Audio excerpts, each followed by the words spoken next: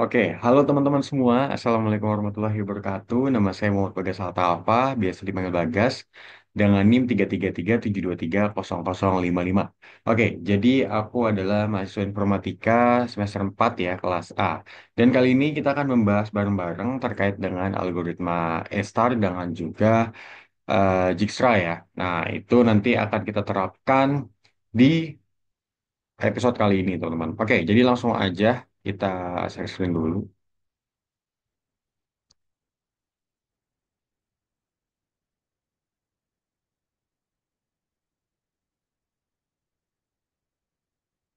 Oke, teman-teman, kita bahas gimana cara kerjanya dulu ya. Pertama, Dijkstra ini untuk yang pertama algoritma Dijkstra, habis itu selanjutnya adalah algoritma Estar ya. Jadi teman-teman, untuk algoritma Dijkstra ini sebenarnya metode yang lebih sederhana ketimbang dengan Estar ya. Jadi Estar ini pengembangan dari Dijkstra seperti itu teman-teman. Jadi updateannya. Oke, kenapa bisa dibilang updateannya? Karena ada fungsi matematis yang digunakan di algoritma Estar yang mana fungsi itu dikembangkan dari Dijkstra. Jadi misalkan Dijkstra itu punya metode ini, terus di Estar itu dikembangkan ditambahkan suatu model lagi gitu teman-teman. Oh, jadi konsep dasarnya untuk algoritma Dijkstra ini kita langsung study case ya. Jadi misalkan kita mau mencari dari jalur tercepat ya, jalur tercepat itu dari A ke G, shortest path-nya ya, shortest path-nya. Jadi kalau algoritma Dijkstra itu cari satu-satu dulu teman-teman. Kalau misalkan kita by visualisasi, ini bisa kita visualisasikan dengan table. Contohnya seperti ini.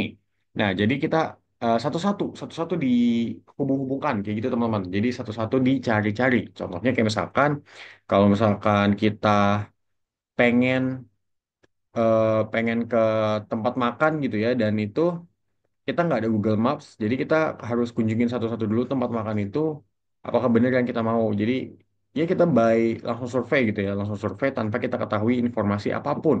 Jadi kita kunjungi tuh satu-satu, satu-satu. Nah, dari informasi itu baru deh didapat, oh ternyata ini yang benar kayak gitu teman-teman. Jadi contohnya kalau misalkan algoritma Dijkstra ini, kalau di sini itu oke, ini dari A sampai G. Pertama, kita otomatis dari A-nya dulu. Kita catat nilai A-nya, yang mana itu adalah 0. Karena A itu pasti 0. Nah, kita tulis 0A. Nah, setelah itu, kita cari not yang berhubungan dengan A.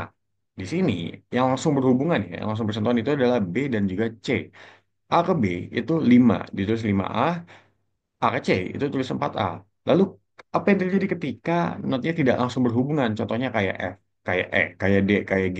Ini kan nggak langsung berhubungan. Jadi harus, misalkan kalau F itu kan harus melalui dengan B dulu ya. Nah, kalau misalkan nggak berhubungan, jadi langsung ditulis infinity, teman-teman. Jadi ini infinity, infinity, infinity. Karena mereka nggak berhubungan ya. Nah, setelah itu apa yang dilakukan? Setelah sudah mengunjungi semua not ya, sudah mengetahui semua not, mengetahui informasi semua not, apa yang dilakukan? Yang dilakukan adalah cari not yang paling kecil value-nya sehingga bisa dicari nilai terkecil atau jarak terdekat. Jarak terefisien, terefektif untuk dilalui. Nah, seperti itu konsep kerja dari Dijkstra. Setelah diketahui yang mana itu adalah 0A, nanti langsung turun ya. Langsung turun, habis itu karena ini nilainya 0A, yang mana nggak ada value-nya, maka kita pilih nilai terkecil yang kedua, yang mana itu adalah C, 4A. Jadi 4A nanti turun di sini sebagai nilai terkecil, kayak gitu teman-teman.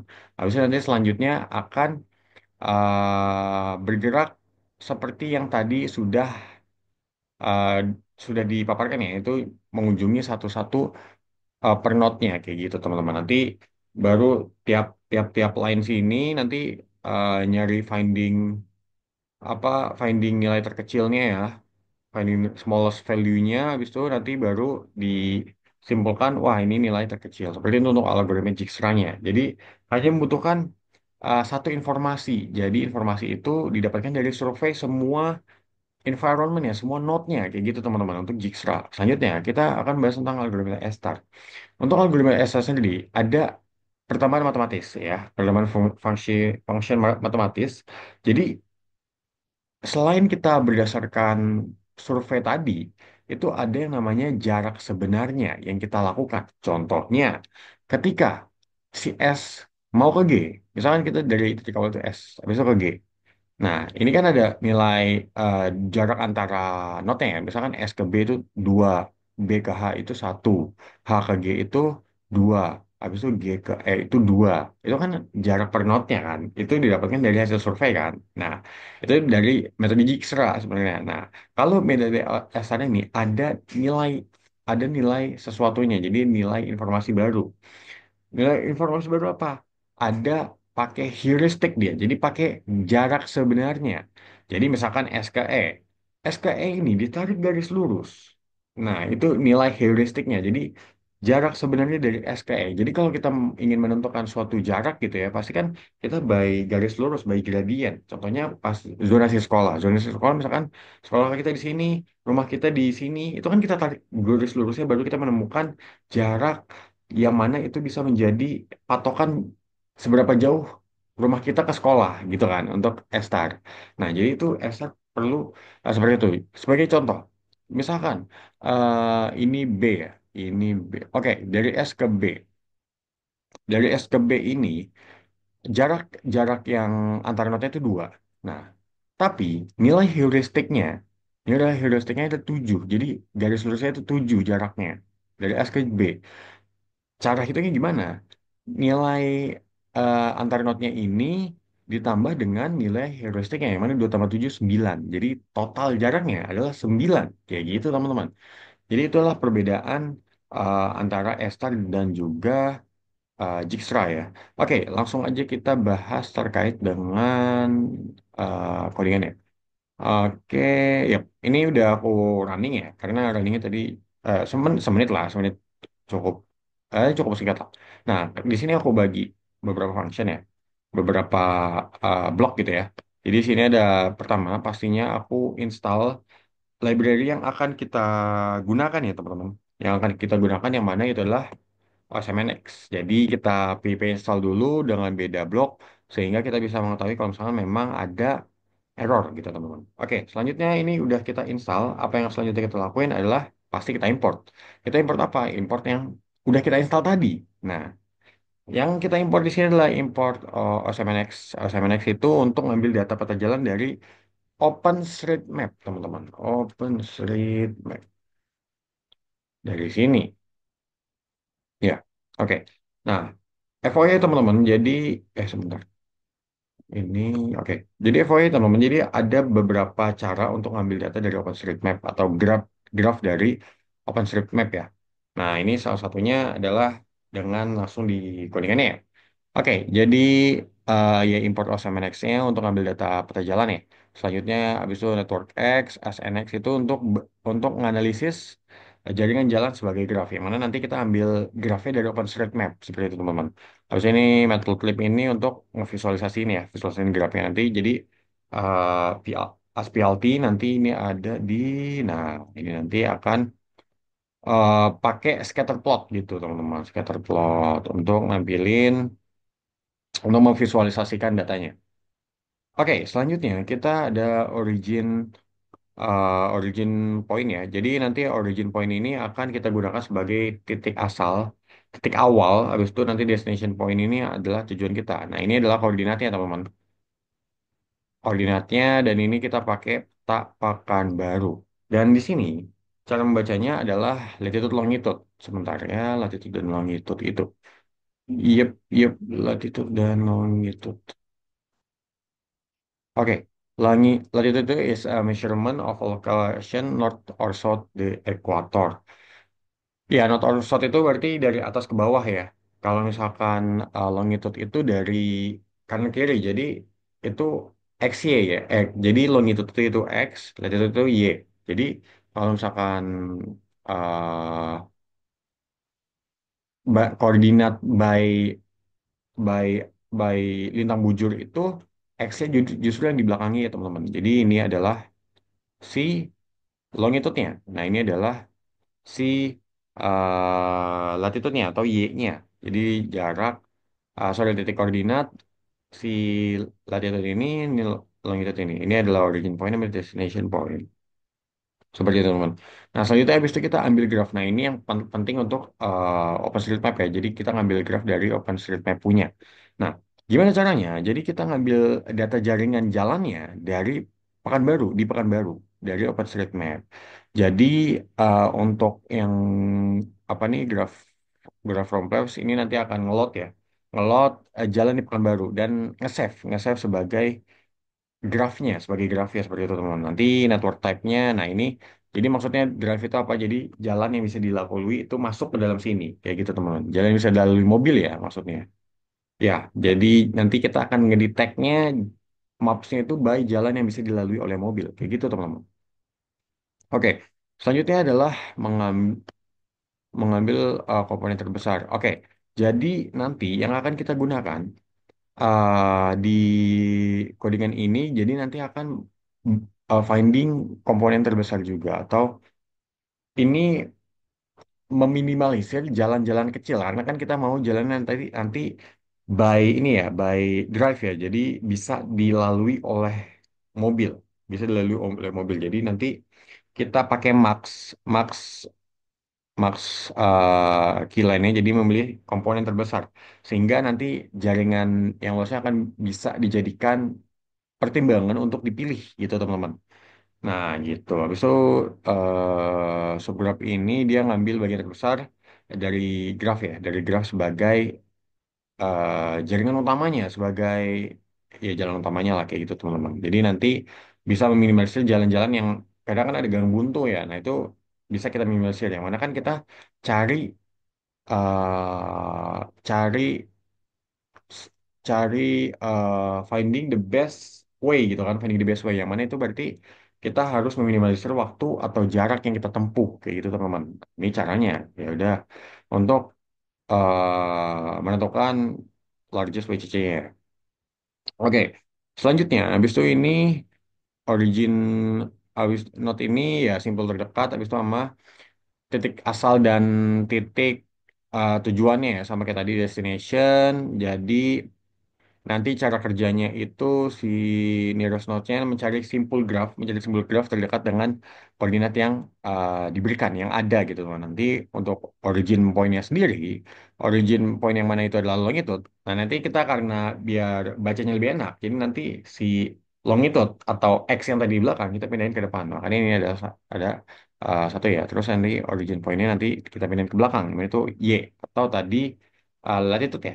Nah oke, selanjutnya adalah jarak terpendek dengan S-star. Nah, ini nanti kita nentuin jarak terpendek dengan S-star dan juga jarak terpendek dengan Dijkstra. Habis itu nanti jarak terpendek itu kita kasih obstacle, yang mana nanti akan menentukan juga ada alternatif jalan seperti itu. Jadi kayak untuk kinerja kayak Google Maps lah teman-teman seperti itu. Oke, jadi untuk kita bahas dulu.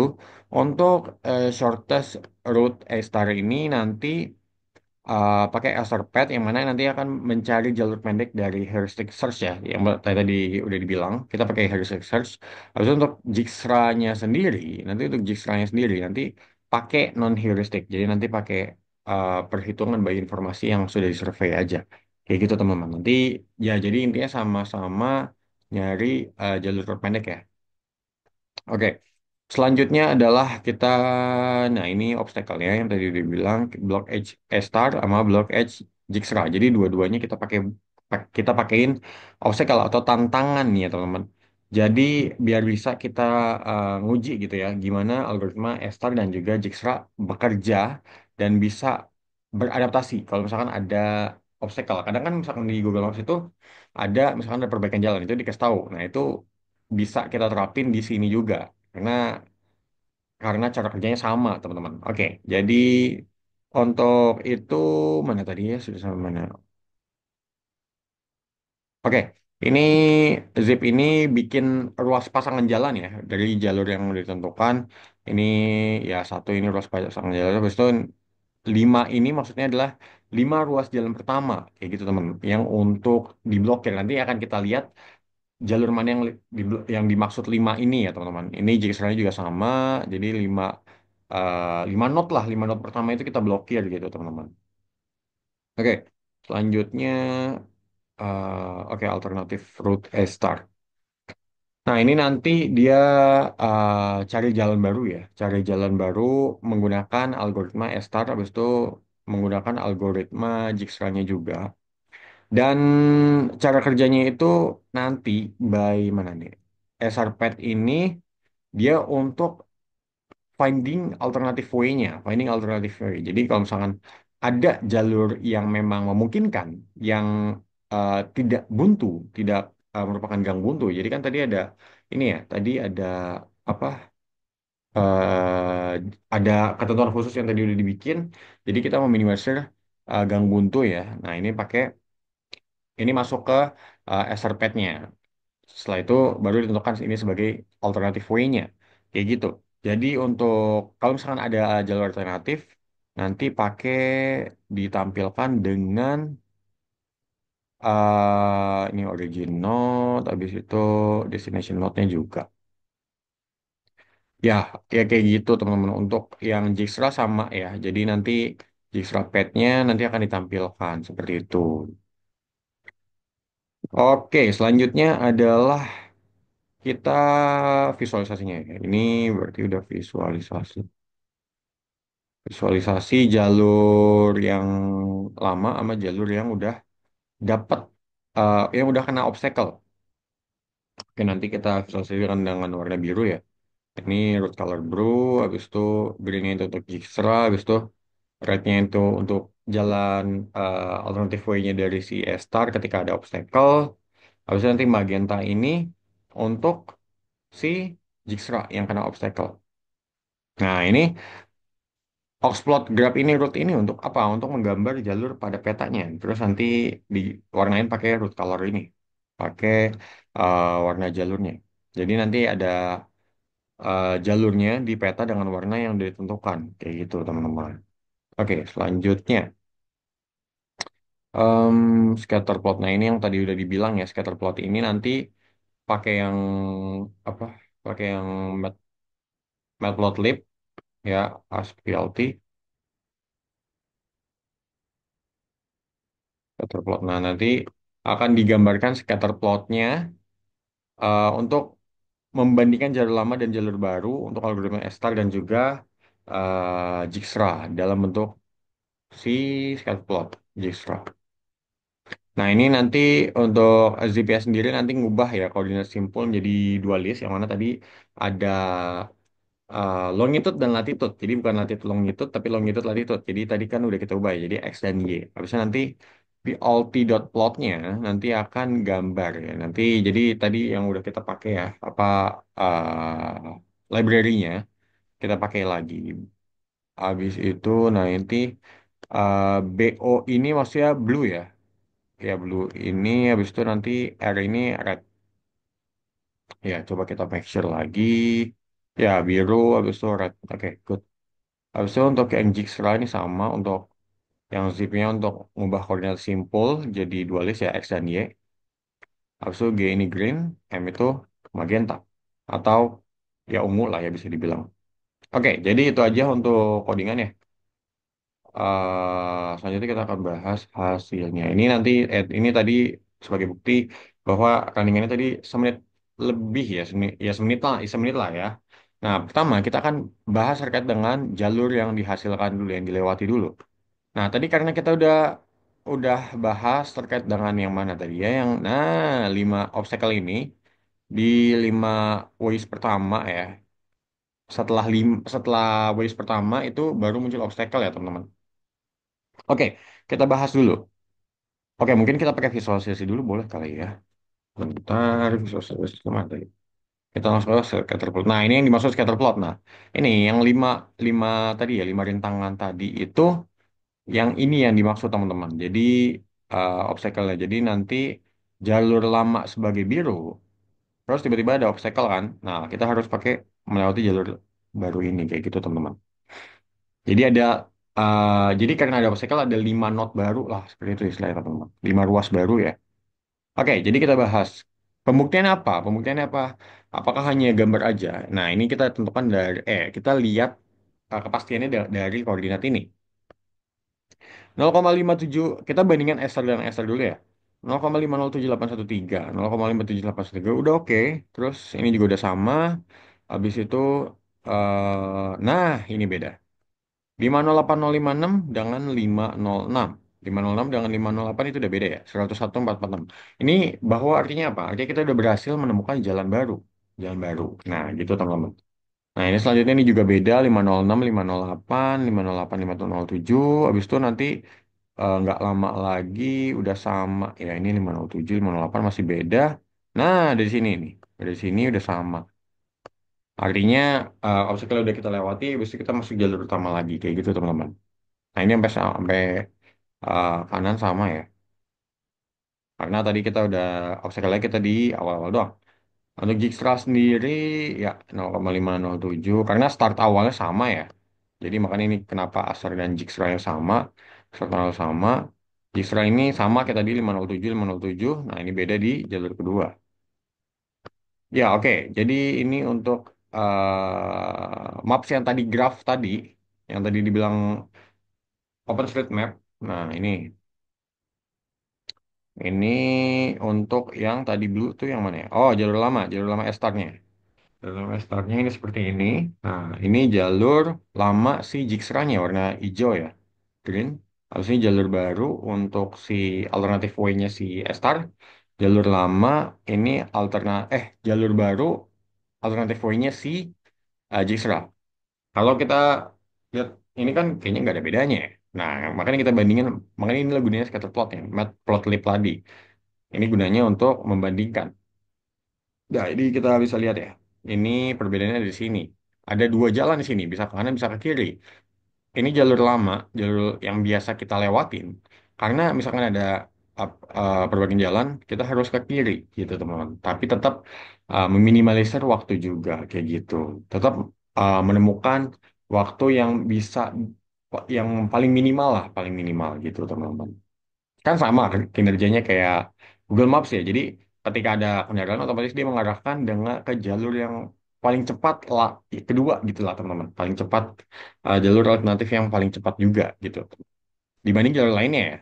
Dibanding jalur yang lama tadi. Habis itu ini sama nyatu nyatu nyatu nyatu nyatu udah sampai di tujuan. Yang mana tadi tujuannya adalah Jembatan Siak ya kalau nggak salah. Jembatan, ya Masjid Agung Anur ini masih terkenal ya. Habis itu Jembatan Sia ini juga terkenal ini historical study sekali ya Jembatan Sia. By the way, aku juga orang Pekanbaru teman-teman. Bukan orang ya orang tua sih. Cuman aku pulang kampung ke Pekanbaru juga. Oke, jadi ya ini perbandingan jalur Dijkstra ini sama obstacle-nya di 5 route pertama, 5 ruas pertama ya. Ya oke. Jadi mungkin itu saja teman-teman untuk pertemuan kali ini dan itu tadi tentang kita membahas tentang algoritma S-star sama Dijkstra mulai dari tadi konsep dasarnya dulu ya konsep dasarnya terus ada study case-nya juga habis itu selanjutnya kita juga bahas terkait algoritmanya algoritma pemrogramannya seperti apa ketika kita implementasikan langsung di di Google Colab kayak gitu teman-teman. Oke, jadi mungkin cukup sekian dari saya. Terima kasih. Wassalamualaikum warahmatullahi wabarakatuh.